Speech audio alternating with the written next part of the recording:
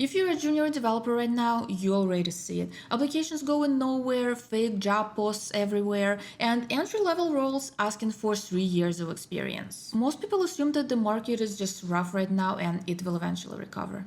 I wouldn't count on it. I've been in tech for 8 years, and what's happening to junior developers doesn't look like a temporary dip. It looks like a structural change. And I don't think that people making hiring decisions fully understand what it leads to. Developer productivity in AI gets talked about constantly, but there is one finding from a large MIT study that almost never comes up, and it revealed something about junior developers specifically that genuinely surprised me. A randomized controlled study across nearly 5,000 developers who work at Microsoft, Accenture, and another 100 Fortune company, measured exactly what AI does to developer output at different experience levels. Senior developers, as expected, got more productive, 7 to 16% gains. That tracks with the logic that most companies are running on right now.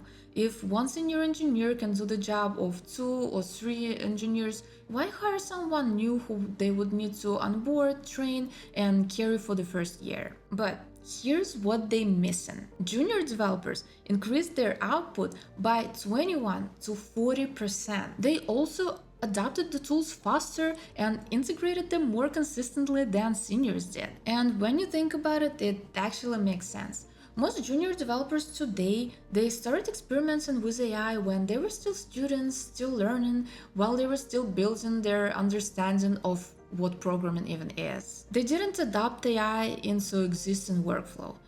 They built their entire workflow around it from the beginning. That's a totally different relationship with the technology. And it shows in the numbers. The argument for cutting juniors now is that AI can do what juniors used to do. But the data says the opposite. Juniors are the ones who's getting the most out of this tool. And the industry responded to this by stopping hiring them.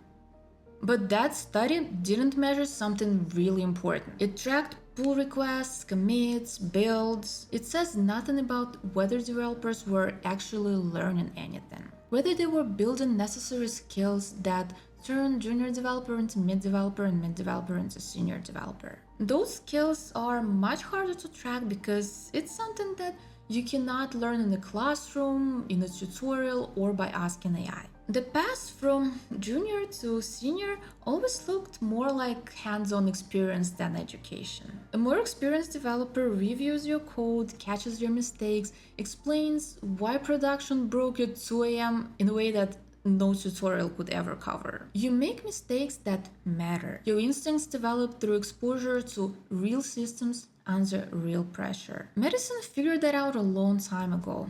You don't become a surgeon by just studying surgery. You become one by operating under supervision, and your autonomy increases over time. In psychology, this model is called cognitive apprenticeship. You learn by being inside the work next to someone with more experience than you. When you remove that environment, you lose the conditions that produce that competence. That experience of real code base, real feedback, real responsibility that grow over the years, that's what becomes real seniority. Junior roles, they were never about the output. They were the only place where that kind of formation could actually happen. You can't compress it, you can't simulate it, and you can't produce it if the entry level doesn't exist. So what happens when you remove that layer entirely?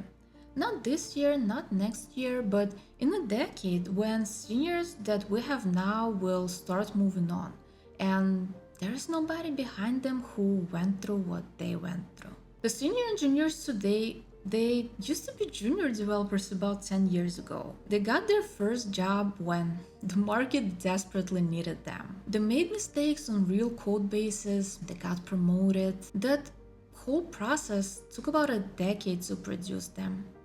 And now, it's quietly disappearing. Companies doing the cutting, they aren't thinking about 2035. They're thinking about the next quarter. Each individual decision kind of makes sense. But collectively, they're running an industry-wide experiment with a 10-year feedback loop, which means by the time the results are visible, course correcting quickly wouldn't be an option. Junior developers not getting hired today are mid developers who won't exist in 3 years, and mid developers who won't exist in 3 years are the seniors who won't be available in 7. The engineers you have now will move on to architecture roles, change companies, burn out, retire, the normal attrition that every organization plans for. Except the pipeline that used to refuel behind them has been switched off. Or maybe we're asking the wrong question. Maybe the pipeline isn't broken. Maybe the industry is just changing shape. If AI really allows smaller teams to ship more, if one senior engineer can now do what 3 used to, maybe the industry won't need as many developers in the future. And if it's true, the real question isn't where's the next generation of software engineers would come from. It's how many we'll actually need.